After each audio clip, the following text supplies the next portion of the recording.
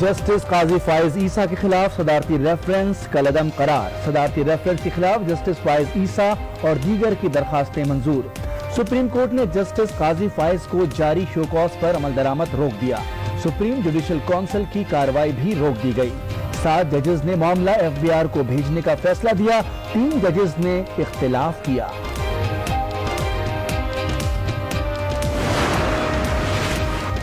Supreme court ने अपने फैसले में कहा, FBI जस्टिस काजी फाइज की अहलिया को 7 दिन में नोटिस जारी करे। हर प्रॉपर्टी का अलग से नोटिस जारी किया जाए। नोटिस पर जस्टिस काजी फाइज ईसा की अहलिया और बच्चे दस्तावेजी रिकॉर्ड के साथ जवाब दें। कमिश्नर इनलैंड अपनी कार्रवाई में किसी मोड़ पर इल्तिवा न दे। फरीकैन के पेश न होने की सूरत में भी कार्रवाई जारी रखी जाए।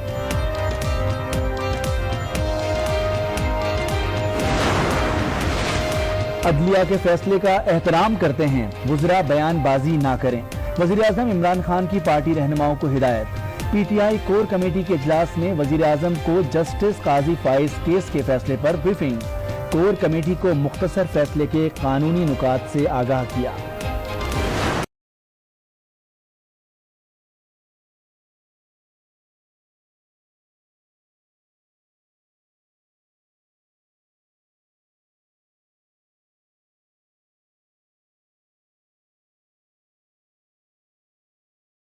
अदालती फैसले के मुताबिक सुप्रीम जुडिशल काउंसिल मजीद कार्रवाई कर सकती है। हुकूमत भी सुप्रीम जुडिशल काउंसिल को रेफरेंस भेज सकती है। मावन खुसूसी शहजाद अकबर की प्रेस कॉन्फ्रेंस। कहते हैं ऐसा माहौल बनाया गया जैसे किसी की जीत या हार हुई। रेफरेंस भेजने के बाद हुकूमती मामला खत्म हो जाता है। सुप्रीम कोर्ट का फैसला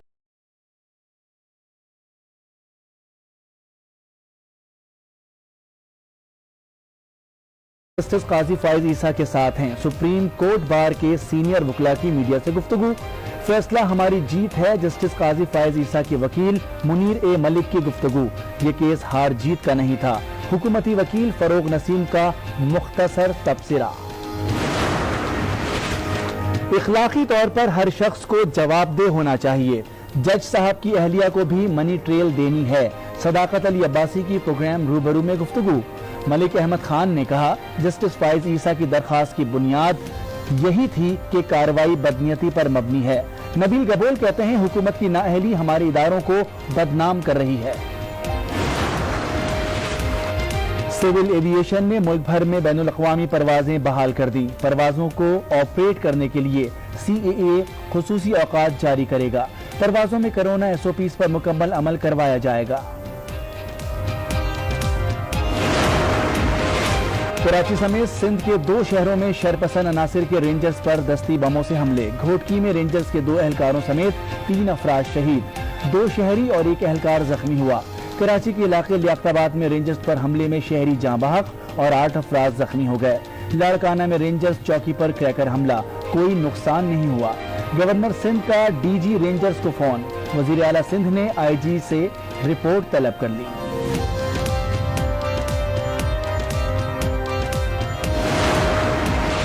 वज़ीर आज़म इमरान खान का कराची, लाड़काना और घोटकी में रेंजर्स पर हमलों पर इजहार अफसोस, फौरी तहकीकात का हुक्म दे दिया। वज़ीर आज़म का कहना है कि दहशतगर्दों को हर सूरत कानून के कटहरे में लाया जाएगा।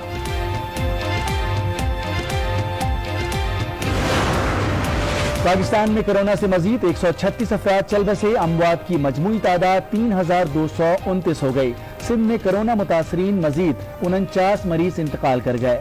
4944 नए केसेस रिपोर्ट। मुतासरीन की कुल तादाद 1,65,062 तक जा पहुंची। कोरोना से सबसे ज्यादा अमवात पंजाब में 1265 हो गयी। सिंध हुकूमत स्मार्ट लॉकडाउन पर अमल दरामद में नाकाम। कराची कोरोना का गढ़, सबसे ज्यादा केसेस भी रिपोर्ट, लेकिन रास्ते खुले हैं। आवाम की आमदोरफ्त जारी।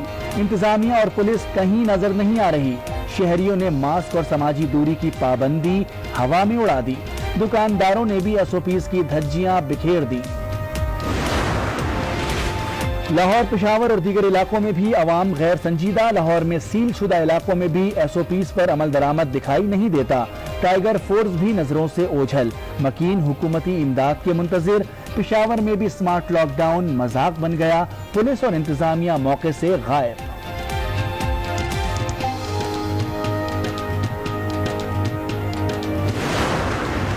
کراچی میں ناردرن بائی پاس کے قریب سرجانی تھانے کی موبائل حادثے کا شکار سب انسپیکٹر غلام حسین اور ایک کانسٹیبل جاں بحق، خاتون تھانے دار شرافت خان سمیت 2 اہلکار زخمی ہو گئے۔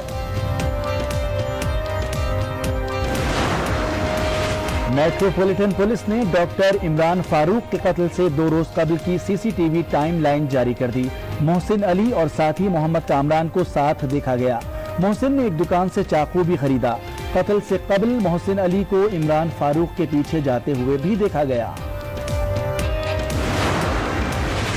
مقبوضہ کشمیر میں بھارتی فوج کی جارحیت، شوپیاں اور پلوامہ میں فائرنگ کر کے 6 نوجوانوں کو شہید کر دیا۔ احتجاجی مظاہرین کے خلاف پیلٹ گنز کا استعمال، متعدد کشمیری زخمی ہو گئے۔ بھارت تنہا ہو رہا ہے، نیپال، بھوٹان اور سری لنکا بھارت کے خلاف ہیں۔ وزیر خارجہ شاہ محمود قریشی کا سینٹ میں بیان، کہا پاکستان بھارت کی گیدڑ بھپکیوں میں آنے والا نہیں، بھارت نے آنکھ اٹھائی تو فروری جیسا سرپرائز دیں گے۔ بھارتی جارحیت کے باوجود چین کا بڑا اقدام، بھارت کے گرفتار 10 فوجی رہا کر دیے۔ رہائی پانے والوں میں لیفٹیننٹ کرنل اور 3 میجر بھی شامل۔ لداخ میں جھڑپ کے دوران چین نے کرنل سمیت 20 بھارتی فوجیوں کو ہلاک کر دیا تھا۔ بھارت نے چین سے لداخ میں محاذ سی پیک کو سیبوتاژ کرنے کے لیے کھولا۔ امریکہ نے بھارت سے کہا چین کے لیے مشکلات کھڑی کرو۔ صدر آزاد کشمیر سردار مسعود خان کی پروگرام آج رانا مبشر میں گفتگو، کہا چین اور بھارت کے تصادم سے کشمیر مزید بین الاقوامی۔ مالی سال 2020-21 کے بجٹ میں 24 ارب روپے کا کرونا ایمرجنسی فنڈ، تاکہ ہیلتھ اور ایمرجنسی ریسپانس کے سارے اخراجات اور اکنامک سٹیمیولس کے لیے ہمارے پاس ایک خاطر خواہ رقم ہو جو ہم سال کے دوران استعمال کر سکیں۔ خیبر پختونخوا کا ٹیکس فری بجٹ پیش، کرونا سے نمٹنے کے لیے 24 ارب اور صحت کے لیے 124 ارب روپے مختص۔ صوبائی وزیر خزانہ تیمور سلیم جھگڑا کی بجٹ تقریر، ترقیاتی بجٹ کے لیے 24 ارب 40 کروڑ روپے رکھے گئے، ہر شہری کو صحت کارڈ جاری کیا جائے گا۔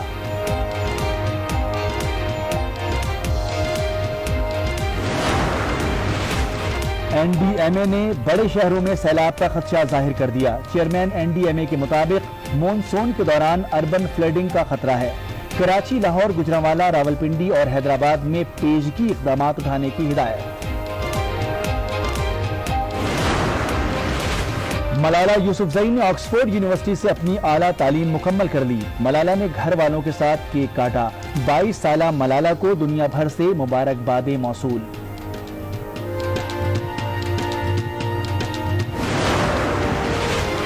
سری لنکا نے بھارت کے خلاف کرکٹ ورلڈ کپ 2011 کا فائنل فکسڈ ہونے کے الزامات کی تحقیقات شروع کر دی۔ سابق سری لنکن وزیر کھیل مہندا نندا نے ورلڈ کپ فائنل فکسڈ ہونے کا دعویٰ کیا تھا۔